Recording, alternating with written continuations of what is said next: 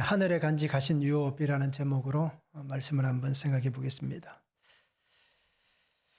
우리 성도님들은 자신이 누구인지 아세요?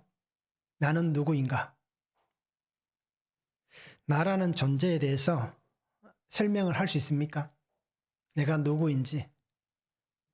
우리는 그냥 그렇게 얘기할 거예요. 나는 누구의 집에 있고, 누구의 남편이고, 누구의 아내이고, 그죠? 나는 어떤 직장을 가지고 있고, 나는 지금 몇 살이고, 어느 교회 다니고, 우리가 설명하면 그렇게 설명할 거예요. 자신에 대해서. 근데 그건 자기를 얘기하는 게 아니잖아요. 그냥 자신의 환경을 얘기하는 겁니다. 나는 누구인가? 한번 생각해 보신 적 있는가? 우리가 정체성이란 말을 쓰잖아요. 아이덴티티란 말을 쓰잖아요. 정말 내가 누구인지, 그것에 대해서 우리가 깊이 있게 한번 묵상해 볼 수 있기를 바랍니다. 나는 누구일까? 우리가 그렇게 얘기합니다. 예수님은 누구신가? 그 책도 있잖아요. 그래서 예수님은 누구인지에 대해서 우리가 생각을 해보는데, 정작 나는 누구인지에 대해서 생각들을 안 할 때가 참 많습니다. 그러니까 평생을 살아도 자신이 누구인지도 모르고 살다가 그렇게 죽을 수도 있는 거예요. 자, 이건 얘기입니다. 어느 학교에서 선생님이 소년에게 질문을 합니다. 존이라는 친구에게 질문하는 거예요. 우린 지금 정체에 대해서 공부를 하고 있다. 정체, 자기의 정체, 자신이 누구인지에 대해서 공부를 하고 있다. 그러면서 선생님이 존이에게 너는 누구냐? 라고 물어봅니다. 그 존이가 이렇게 대답하는 거예요. 예, 저의 이름은 존이입니다. 저는 흑인이고요. 좋은 사람입니다. 그러면서 설명하는 거예요. 왜 나는 흑인이면서 좋은 사람이냐? 설명을 이렇게 합니다. 왜냐하면 하나님은 쓰레기는 만들지 않기 때문입니다. 자, 이 학생이 얘기에는 초등학생으로 나옵니다. 그래서 이 초등학생이 그렇게 얘기하는 거예요. 하나님은 쓰레기를 만들지 않기 때문에 나는 좋은 사람입니다. 라고 얘기하는 거예요. 이 아이는 자신이 하나님이 만드신 하나님의 피조물이다. 라는 것을 알고요. 또 그것에 대해서 자신감을 가지고 있다라고 얘기를 합니다. 그래서 내가 누구인지 정확하게 알잖아요. 나는 흑인입니다. 그런데 나는 좋은 사람입니다. 왜냐하면 하나님은 쓰레기는 만들지 않기 때문입니다. 얘기지만 굉장히 뭔가 와닿지 않습니까? 그래서 우리도 이렇게 자신에 대해서 말을 할 수 있어야 됩니다.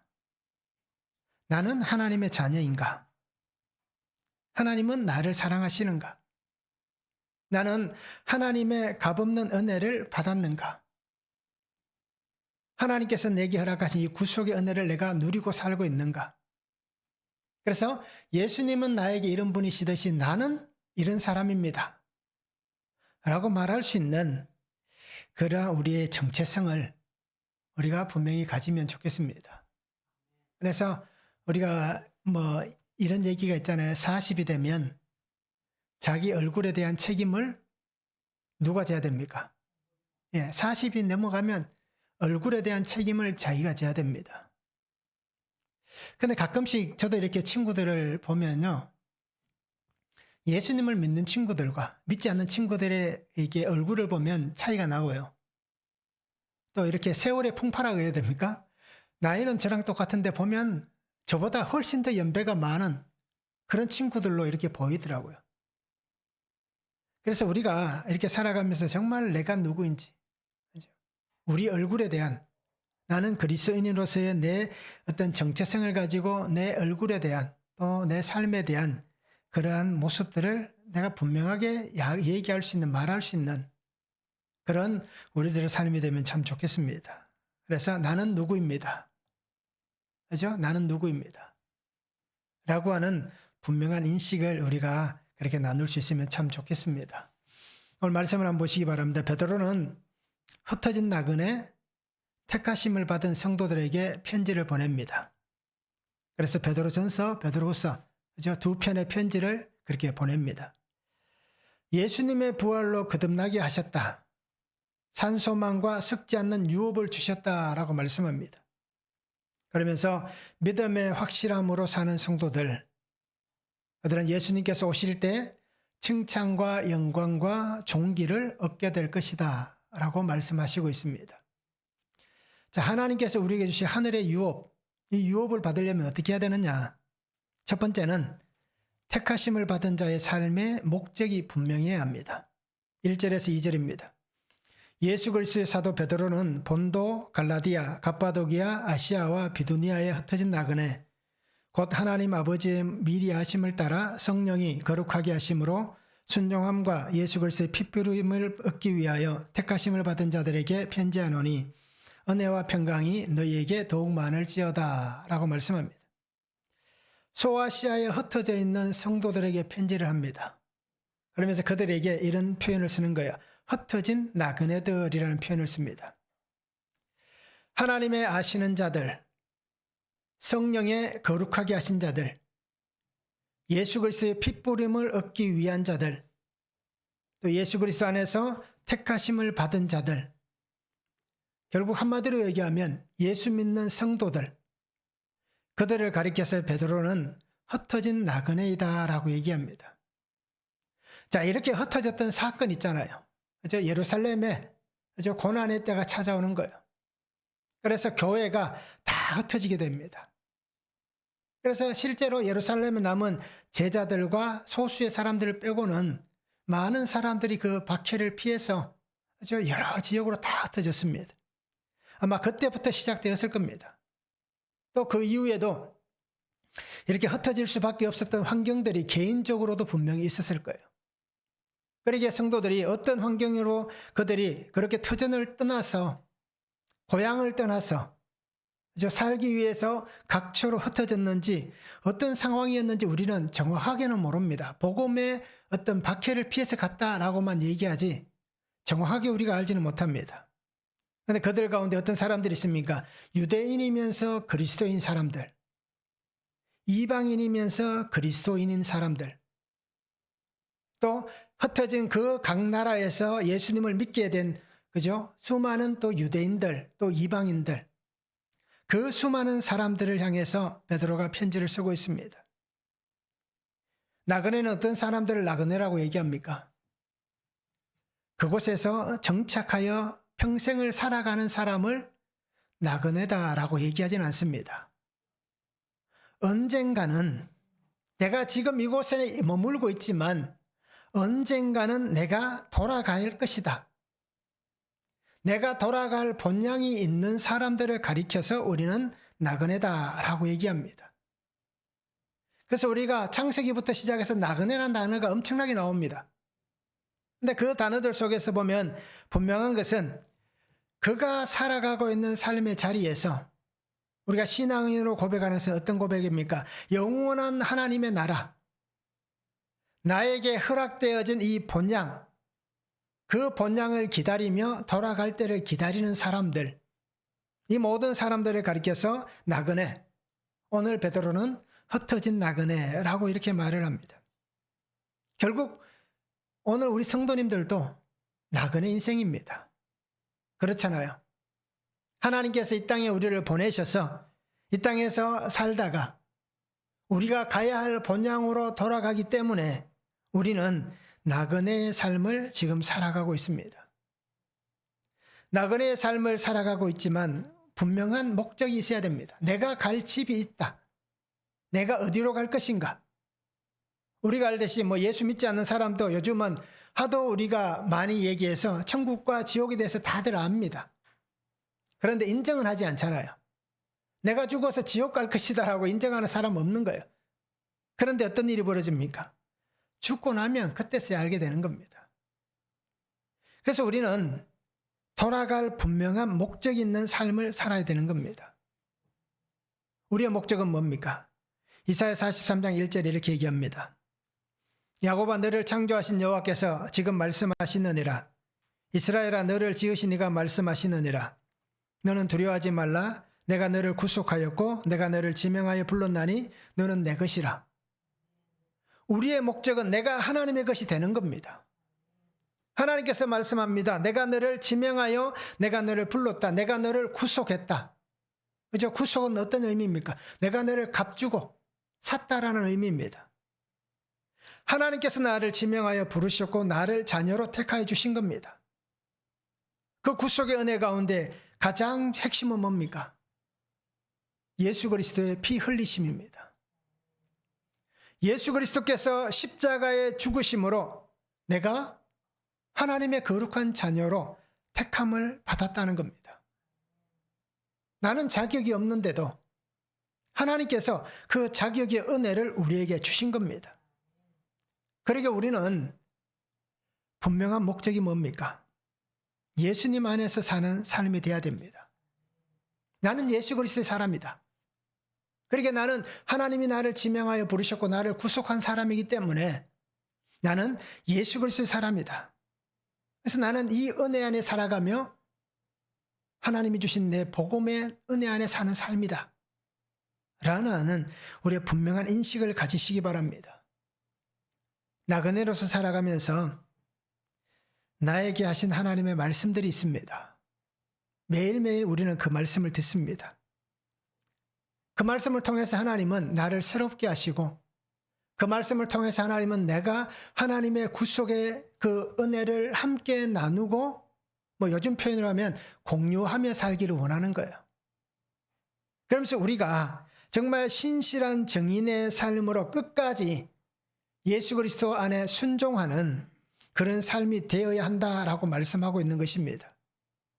그리고 우리는 나그네로서 살아가지만 이 땅에서 하나님이 나를 택하신 그 은혜를 헛되이 해서는 안 된다라는 겁니다.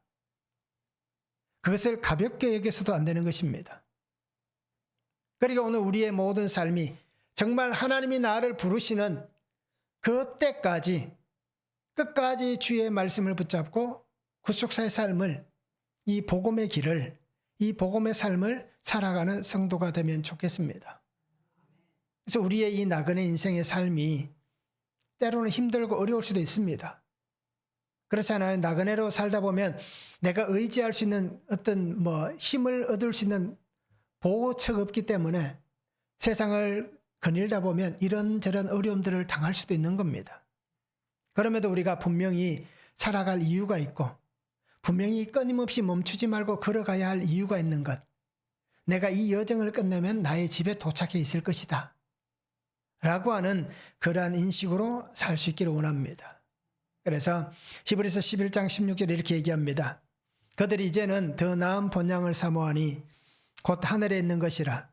이러므로 하나님이 그들의 하나님이라 일컬음을 받으심을 부끄러워하지 아니하시고 그들을 위하여 한 성을 예비하셨느니라. 히브리서 11장은 우리가 통상적으로 믿음장이라고 얘기합니다. 그래서 믿음의 선자들에 대해서 쭉 얘기를 합니다. 그런데 이 16절 위에 보면 어떤 얘기가 있습니까? 수없이 많은 고난을 겪는 장면들을 기록하고 있습니다. 그러면서 그 고난 속에서도 그들이 이제는 더 나은 본향을 사모한다라고 얘기하는 거예요. 그 핍박과 혼란 속에서 주저앉아서 포기하고 나는 이제 끝났다라고 외치는 게 아니라 그 자리에서도 일어서고 길을 걸어가면서 더 나은 본향을 사모하면서 우리가 살아가면서 하나님께서 나를 택하신 하나님의 자녀로서의 삶이 하나님 앞에 부끄러움이 되지 않도록 우리가 그 은혜 안에 살아가는 삶이 된다라고 말씀을 하고 있는 것입니다. 그리고 우리 성도님들이 내가 택하심을 받은 자다. 나는 하나님의 사람이다. 그리고 내게 주신 이 삶의 길이 하나님께서 주신 분명한 이유가 있다. 라는 목적인식을 가지시고 우리가 하나님의 이 구속의 아름다운 삶을 나도 그렇게 살아갈 수 있는 삶이 되면 참 좋겠습니다. 한번 적용해 보시기 바랍니다. 나는 하나님의 택하심을 받은 하나님의 자녀다.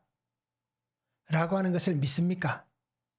어떻습니까? 한번 적용해 보시기 바랍니다. 내가 가야 할 본향은 어디입니까? 나의 목적지.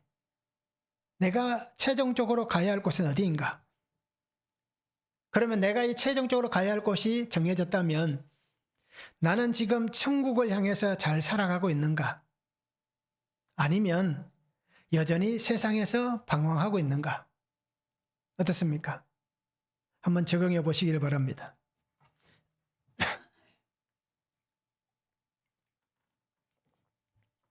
두 번째는 구원의 은혜를 입은 자의 삶, 구속사의 삶을 살아야 합니다. 3절에서 5절입니다. 우리 주 예수 그리스도의 아버지 하나님을 찬송하리로다. 그의 많으신 긍휼대로 예수 그리스도를 죽은 자 가운데서 부활하게 하심으로 말미암아 우리를 거듭나게 하사 산소망이 있게 하시며 썩지 않고 더럽지 않고 쇠하지 아니한 유업을 있게 하시나니 곧 너희를 위하여 하늘에 간직하신 것이라. 너희는 말세에 나타내기로 예비하신 구원을 얻기 위하여 믿음으로 말미암아 하나님의 능력으로 보호하심을 받았느니라 말씀합니다. 자, 우리는 하나님의 값없는 사랑과 그 은혜를 받은 성도들입니다. 그래서 우리에게 오순절날 성령께서 임하셨고 또 지금도 우리와 함께 하시는 성령 하나님으로 인해서 우리는 그 은혜 안에 살아가고 있습니다. 죽음에서 부활하신 예수님, 그 부활하신 예수님으로 인해서 오늘 베드로가 얘기하듯이 우리는 썩지 않는 영원한 거듭남의 은혜를 입었습니다. 그래서 우리는 예수님 안에서 하나님의 유업을 받을 수 있는 것입니다.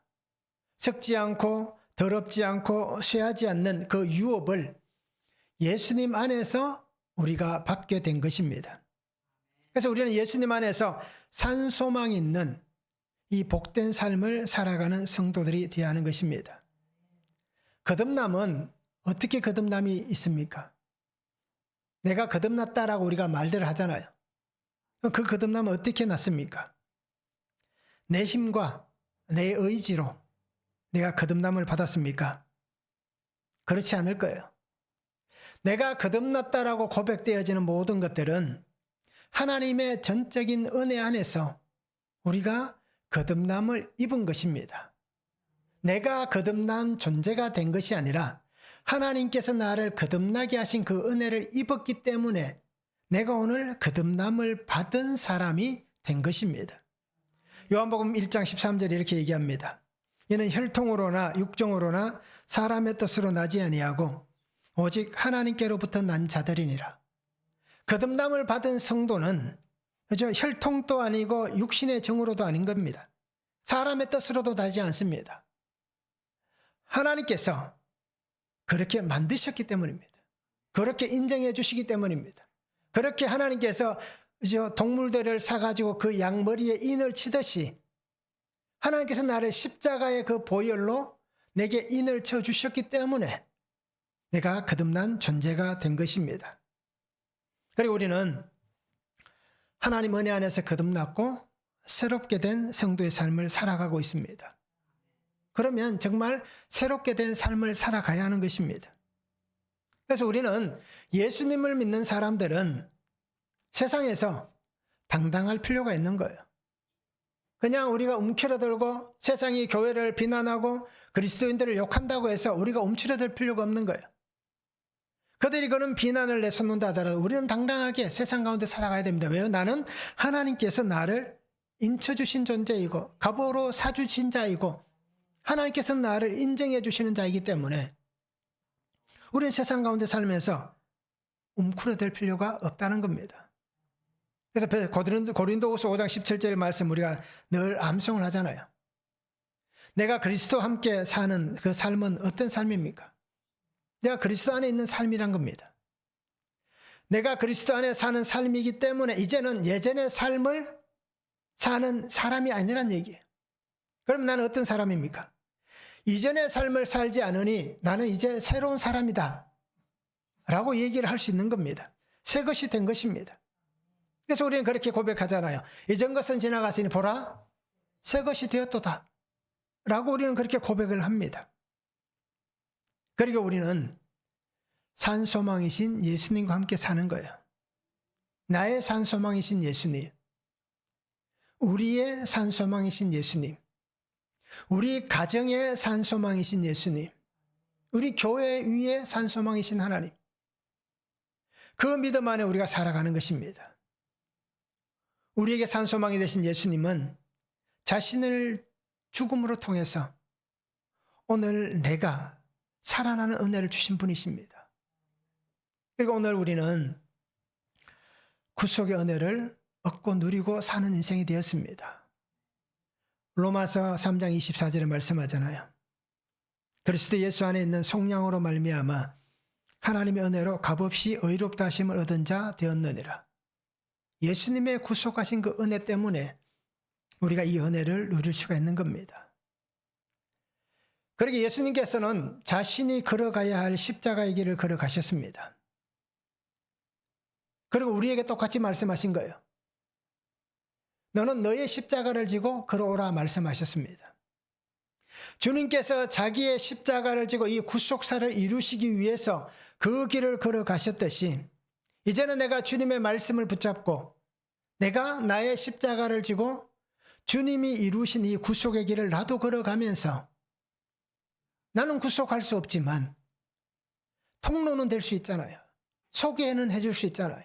함께 공유는 할 수 있잖아요. 그러니까 그 은혜 안에 우리가 살아가는 삶이 돼야 되는 것입니다.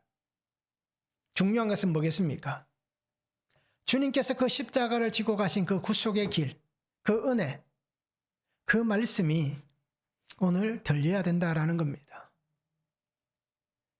어린 소녀가 죽었습니다. 12살 된 소녀가 죽었잖아요. 그런데 그 죽음 앞에서 모든 사람들은 비통해하고 예수님께서 오셔서 잔다라고 얘기해도 사람들은 비난했습니다.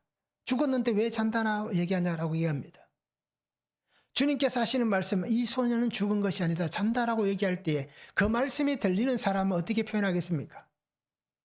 주의 은혜를 기다리는 거예요. 그런데 들리지 않으니 그냥 비난할 수밖에 없는 겁니다.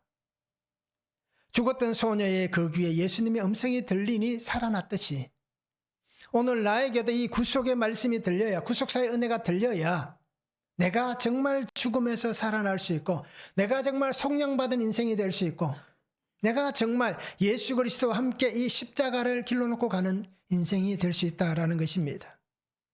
그리고 오늘 성도님들이 말씀이 들리지 않아서 또는 말씀을 듣지 못해서 죽어가는 사람들이 되지 않기를 바랍니다. 나의 주위에 곁에 있는 사람들이 말씀이 없어서 말씀이 들리지 않아서 죽어가는 그죠? 나의 곁에 있는 사람들이 되지 않게 하시기 바랍니다. 그래서 나에게 하나님께서 그 십자가를 맡겨주신 거예요. 그 사명을 맡겨주신 거예요. 내가 예수님을 믿는 이유는 그 한 생명에게 하나님께서 원하시는 구원의 복음을 전하게 하시기 위해서 내가 예수님을 믿고 있는 거예요. 내가 조금 더 빨리 예수님을 믿도록 하나님께서 그렇게 은혜 주신 것뿐입니다. 또 누군가를 통해서 내가 그 복음을 받았잖아요. 이것이 오늘 우리가 살아가야 될 삶의 이유이고 분명한 목적입니다. 나그네이지만 택하심을 받은 사랑 성도의 분명한 목적이 여기 있다라는 것을 우리가 잊지 않았으면 좋겠습니다. 그래서 부활하신 주님, 죽음의 권세를 깨뜨리시고 사망의 권세를 깨뜨리시고 승리하신 이 부활의 주님과 함께 우리가 영원한 하늘의 유업을 받을 수 있기를 바랍니다. 상속자가 되어야 되는 겁니다. 내가 하나님의 자녀가 되지 못하면 상속을 받지 못합니다. 아무리 친한 사람이라도, 그죠? 우리 성도님들에게 아무리 친한 사람이 있다 하더라도 그 사람에게 내가 유산이 얼마 되진 않지만 친한 사람이라고 하더라도 그 사람에게 유산을 물려주고 싶은 사람이 있습니까? 없잖아요. 속썩이고 말 안 들어도, 그죠? 천불이 나도 내 새끼이기 때문에 유산을 물려주는 거예요. 하나님도 마찬가지입니다. 상관없는 사람들에게 하늘의 유업을 주지는 않습니다. 하나님과 상관 있는 택한 자들, 예수님과 함께 사는 사람들, 예수님의 그 구속의 은혜 안에 있는 사람들, 그 사람들에게 똑같은 죽음의 권세를 깨뜨리게 하고 승리하게 하셔서 부활하신 주님의 그 하늘 유업, 약속하셨던 천대까지 은혜 베풀겠다 약속하셨던 그 천대의 은혜가 오늘 우리에게 임하게 되는 것입니다. 그러게 오늘 성도님들이 그 은혜를 바라보면서 그렇게 말씀 안에 살아갈 수 있으면 참 좋겠습니다. 한번 적용해 보시기 바랍니다. 내가 여전히 붙잡고 놓지 못하는 것은 무엇입니까? 그것은 썩어질 것입니까? 썩지 않는 것입니까? 무엇을 붙잡고 있습니까? 조금 있으면 다 사라질 것인데 그것을 내가 붙잡고 여전히 놓지 못하는 것은 무엇이 있는지 한번 적용해 보시길 바라고요. 산소망이신 예수님과 함께 구속의 삶을 잘 살아가고 있습니까? 어떻습니까? 나는 잘 살고 있습니다. 나는 아직은 잘 못 사는 것 같습니다. 곧 예수님과 이혼할 처지에 놓였습니다. 혹시 그렇지는 않은지, 그죠? 한번 적용해 보시기 바랍니다. 산소망이신 예수님과 함께 구속의 삶을 내가 잘 살아가고 있는지 한번 적용해 보시면 좋겠습니다.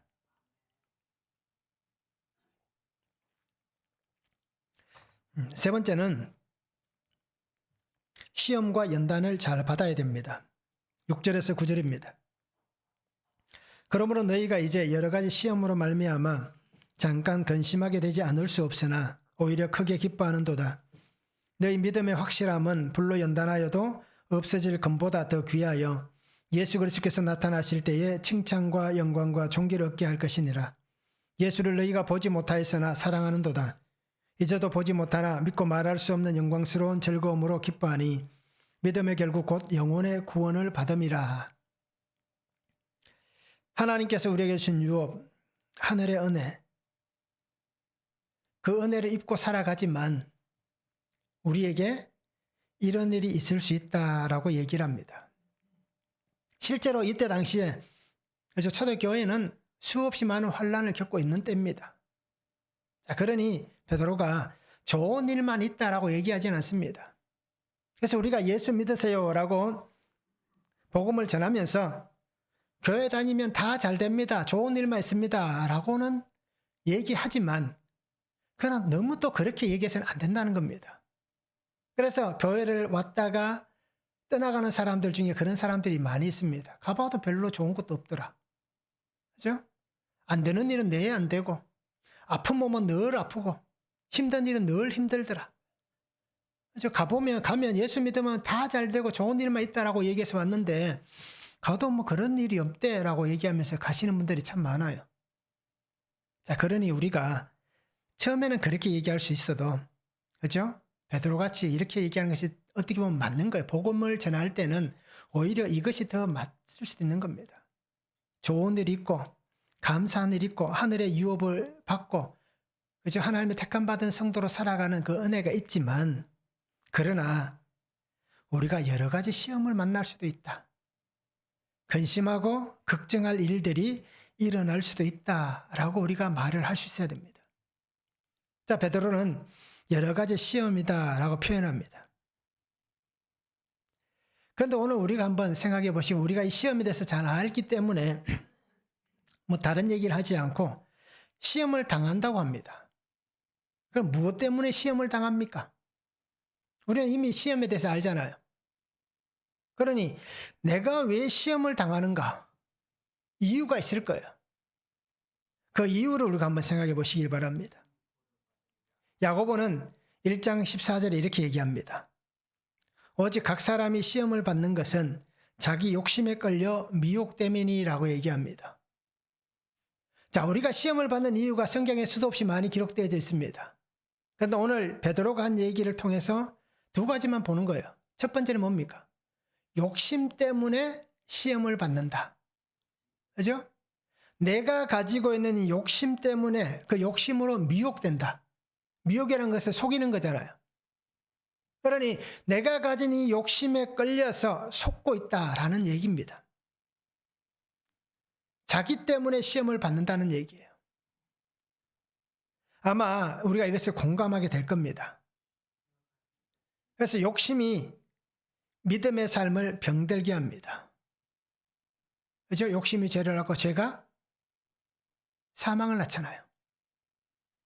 그렇기 때문에 오늘 우리가 분명히 보시기 바랍니다. 결국은 나의 욕심으로 인해서 우리는 그 고통 속에서 신음하는 그 날들을 보내게 되는 거예요. 뭐 주식 투자로 간단하게 말씀을 드려보겠습니다. 주식을 투자했으면 요즘 삼성전자가, 그죠? 뭐 작년까지만 해도 5만 원 하다가 지금 14만 원이 넘어요. 그러면 지금 우리가 탄식을 하지. 야, 그때 작년에 살 걸. 그죠?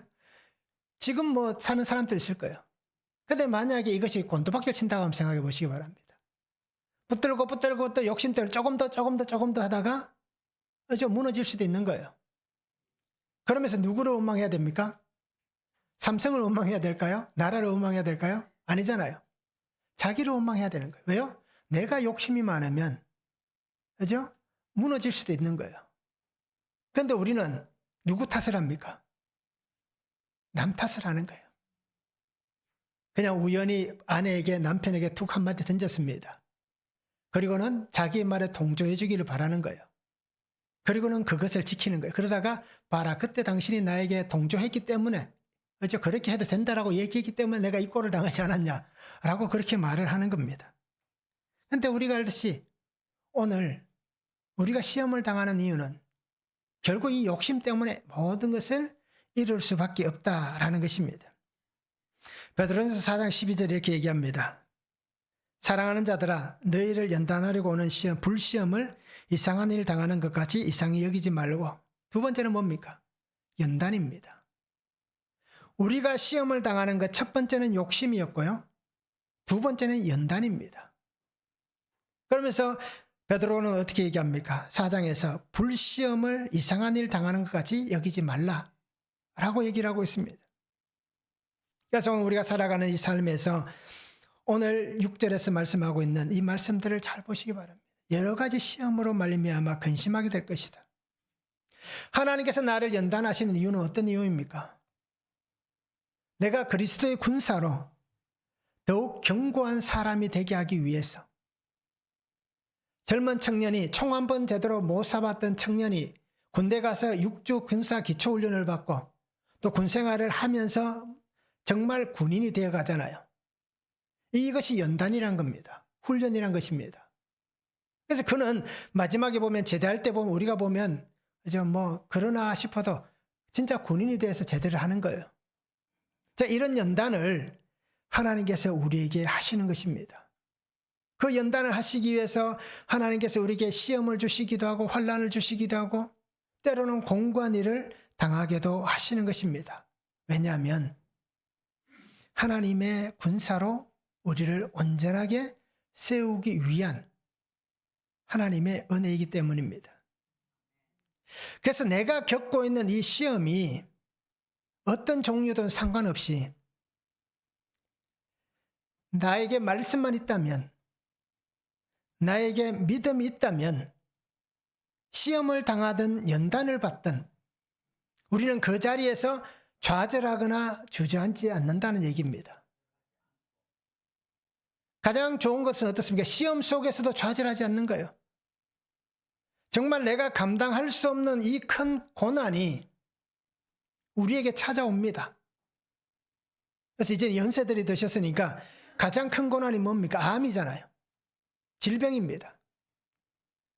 나이가 들면 노쇠해지기 때문에 우리에게는 이 질병이 찾아올 수밖에 없는 거예요. 통계적으로 우리나라 성인 3명 중 1명은 암이다라고 그렇게 얘기를 합니다. 그러니 내가 그 2명이 되면 좋지만 이제 내가 1명이 될 수도 있는 거잖아요. 그럼 우리는 이 겪는 이것이 시험일 수도 있고 환난일 수도 있고 연단일 수도 있는 거예요. 그 속에서 우리가 어떻게 해야 되느냐? 주저앉으면 안 된다는 얘기입니다. 힘들어서 포기하고 싶을 마음은 생겨나겠지만 그리고 그 자리에서 일어나기 위해서 시간이 조금 걸릴 수도 있겠지만 내가 그리스도인이라면 내가 구속의 은혜를 입고 주님과 함께 살아가는 사람이라면 반드시 그 자리에서 우리는 일어서야 되는 것입니다. 우리에게는 끝없는 불화살이 날아옵니다. 에베소서의 표현을 통해서 보잖아요. 사단의 불화살이 끊임없이 우리에게 날아옵니다. 그럼 이 불화살을 어떻게 막아야겠습니까? 믿음의 방패가 있어야 나를 향해서 날아오는 이 불화살을 다 막아낼 수 있는 겁니다. 그래야 우리는 그 시험과 연단과 환난 속에서 이겨낼 수 있는 것입니다. 믿음의 방패가 있으려면 무엇이 있어야 됩니까? 믿음은 말씀이잖아요. 믿음은 들음에서 난다라고 얘기하잖아요. 어떤 것을 듣습니까? 예수님께서 나를 위해 죽으신 이 구속의 은혜가 들리는, 그 구속사가 들리는 말씀이 있어야 내게 믿음이 생겨나는 것입니다. 결국 주님이 나와 함께 하셔야 우리는 이 불화살을 소멸시킬 수 있는 것이고 예수님께서 나와 함께 하셔야만 내가 이것을 이겨낼 수가 있는 것입니다. 성경에 나와 있는 사람 중에 오늘 베드로전서니까요. 베드로가 어떻게 이겨낸지 우리가 한번 보시기 바랍니다. 예수님께서 그렇게 말씀하신 거예요.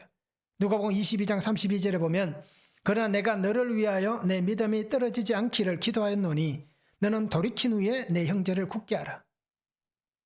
예수님을 모릅니다. 3번 부인했던 베드로를 향해서 예수님께서 하신 말씀이에요. 너는 돌이킨 후에 형제들을 굳게 하라. 자신도 굳게 하지만 형제들을 굳게 하라라고 얘기하고 있습니다. 그리고 오늘 우리 성도님들이 시험이 있든 연단이 있든 사탄이 나를 공격하든 하나님께서 나를 연단하시든 누구에게나 찾아오는 일이다. 누구에게나 일어나는 일이다. 어떤 교회든지 이 일들이 일어날 수 있고, 그죠? 어떤 가정이든지 이런 일들이 일어날 수 있고, 어떤 환경 속에 있는 사람이든지 모두에게든지 다 일어날 수 있습니다. 그러니까 오늘 우리는 이런 일을 당하더라도 세상 끝난 것처럼, 이제 세상 끝났다. 그죠? 세상 끝난 것처럼 그렇게 살지 않기를 바랍니다. 분명히 하나님은 우리 손을 잡아주시기 때문에 우리가 다시 믿음으로 일어서게 해주시는 것입니다. 그래서 다시 말씀으로 살아가게 하십니다. 그리고 우리가 말씀 안에서 잘 살아내시기 바랍니다. 그래서 우리가 알잖아요. 피투성이가 되더라도 살아만 있으라. 죽으면 끝나는 거예요. 아무것도 없는 거예요.